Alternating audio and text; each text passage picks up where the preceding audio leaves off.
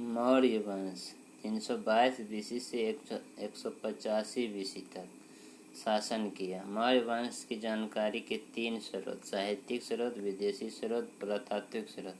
साहित्यिक स्रोत: अर्थशास्त्र, चाणक्य, पुराण, मुद्रा राक्षस, पुराण एवं मुद्रा राक्षस, विशाख दत्त, बृहत कथा मंजरी, क्षेमेंद्र, महाभाष्य, पतंजलि, बौद्ध ग्रंथ, दीपवंश, महावंश, जैन ग्रंथ, कल्पसूत्र, भद्रबाहु, परिशिष्ट वर्मन, हेमचंद द्वारा रचित साहित्य के द्वारा मौर्य वंश की जानकारी मिलती है। विदेशी विवरण: Strabo, Curtius, Diodorus, Pliny, Arrian, Justin, Plutarch, Nearchus एवं अरिस्टोक्युलस इंडिका, मेगास्थनीज के द्वारा मौर्य वंश की जानकारी मिलती है। पुरातात्विक साक्ष्य: अशोक का अभिलेख, रुद्रदामन का गिरनार अभिलेख, काली पॉलिश वाले मृद भांड एवं चांदी व तांबे के आहत सिक्के, पंचमार्क से जानकारी मिलती है। चंद्रगुप्त मौर्य 322 बीसी से 298 बीसी। संस्थापक चंद्रगुप्त मौर्य धनानंद को हराकर साम्राज्य विस्तार: उत्तर पश्चिम में ईरान, पूर्व में बंगाल, उत्तर में कश्मीर, दक्षिण में उत्तरी कर्नाटक मैसूर तक फैला हुआ था। यूनानी शासक सेल्यूकस निकेटर को 305 बीसी में चंद्रगुप्त मौर्य ने हराया।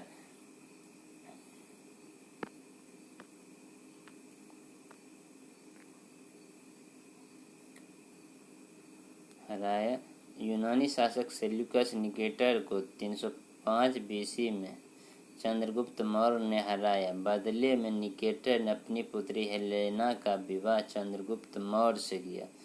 चंद्रगुप्त ने 500 हाथी सेल्यूकस निकेटर को दिया। बदले में निकेटर ने अराकोसिया, कंधार, जेड्रोसिया, बलूचिस्तान एवं पेरिपेनिसदाई काबुल को दिया। चंद्रगुप्त के दरबार में मेगास्थनीज रहता था। मेगास्थनीज निकेटर का राजदूत था। पाटलिपुत्र को पालिब्रोथा कहकर पुकारा। जस्टिन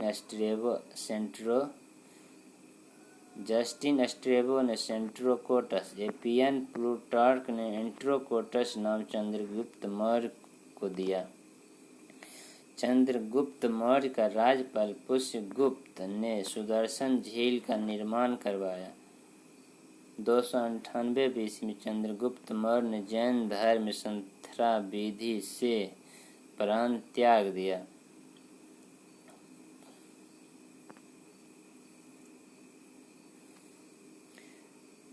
लिपि में विद्रोह को दबाने के लिए सुसीम तथा महेंद्र को भेजा। तक्षशिला में वे विद्रोह को दबाने के लिए चंद्रगुप्त मौर्य ने सुसीम तथा महेंद्र को भेजा।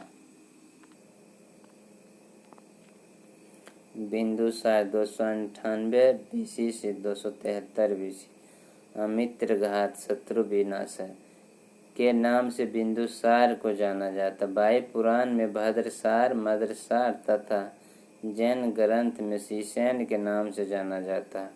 एंटियोकस राजदूत डैमेकस को बिंदुसार के दरबार में भेजा। एंटियोकस राजदूत डैमेकस को बिंदुसार के दरबार में भेजा। एंटियोकस से बिंदुसार ने 3 चीज की मांग की। सीरिया नरेश एंटियोकस ने 2 चीज, अंगूरी शराब तथा सूखी अंजीर भेजवा दी, परंतु तीसरी चीज दार्शनिक थी, इसलिए नहीं भेजा क्योंकि उसका विक्रय नहीं हो सकता था। बिंदुसार प्रधानमंत्री चाणक्य को बनाया। मिस्र के शासक टॉलमी द्वितीय फिलाडेल्फस ने डायनोसिस नामक राजदूत भेजा। अशोक 273 बीसी से 232 बीसी तक शासन किया। 269 बीसी में राज्याभिषेक। पहले राज्यपाल था उज्जैन का। अशोक का नाम मस्की गुर्जरा अभिलेख में मिला है। अशोक को देवनाम प्रिय के नाम से भी जाना जाता है। 261 बीसी में कलिंग उड़ीसा पर आक्रमण किया। युद्ध के युद्ध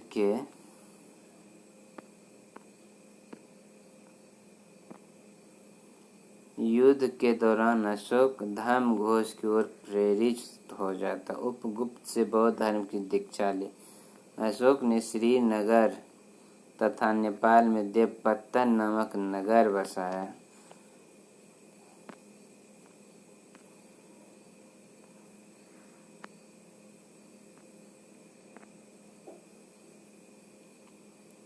पृथ्वीरथ 185 BC से 232 BC में अशोक की मृत्यु के बाद गद्दी पर बैठा। गया में नागार्जुन पहाड़ी आजीवक संप्रदाय के लिए गुफा का निर्माण दशरथ ने करवाया। 185 BC में पुष्यमित्र सोम ने सेना का निरीक्षण करते समय धोखे से पृथ्वीरथ की हत्या कर दी। मौर्य वंश का प्रशासन राजा प्रमुख प्रशासन सैन्य एवं न्याय का होता था। अमात्य प्रशासनिक अधिकारी, तीर्थ शीर्ष अधिकारी, समाहर्ता, राजस्व प्रधान, बलि भाग, शीताध्यक्ष, कृषि विभागाध्यक्ष, पानाध्यक्ष, वाणिज्य विभाग अक्ष, पटलाध्यक्ष, महालेखाकार।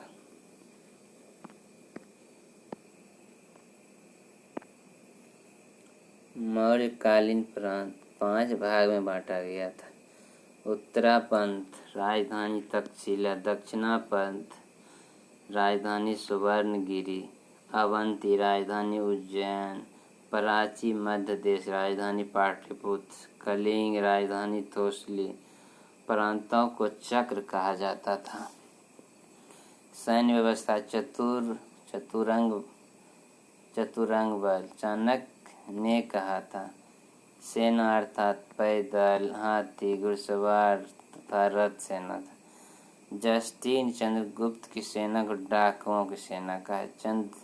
चाणक्य ने सेना को 3 भागों में बांटा था: पुश्तैनी सेना, भाटक सेना, नगर सेना। न्याय व्यवस्था धर्मस्थली, दीवानी अदालत, कंठक शोधन, फौजदारी अदालत, ग्राम सभा सबसे छोटा न्यायालय था।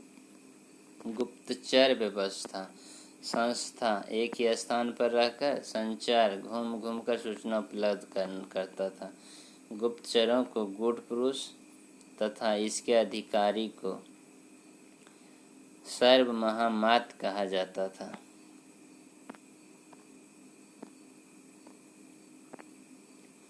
पुलिस को रक्षिण कहा जाता था। समाज व्यवस्था कौटिल्य के अनुसार ब्राह्मण, क्षत्रिय, वैश्य, शूद्र 4 वर्ग थे। मेगास्थनीज के अनुसार समाज 7 वर्ग में बटा था: दार्शनिक, किसान, अहिर, कारीगर, शिल्पी, सैनिक, निरीक्षक, समासद।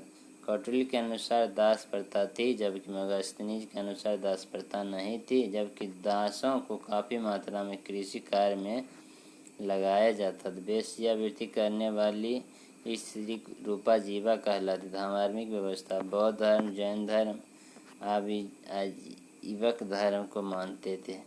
तीसरा बौद्ध संगीति अशोक ने करवाई थी।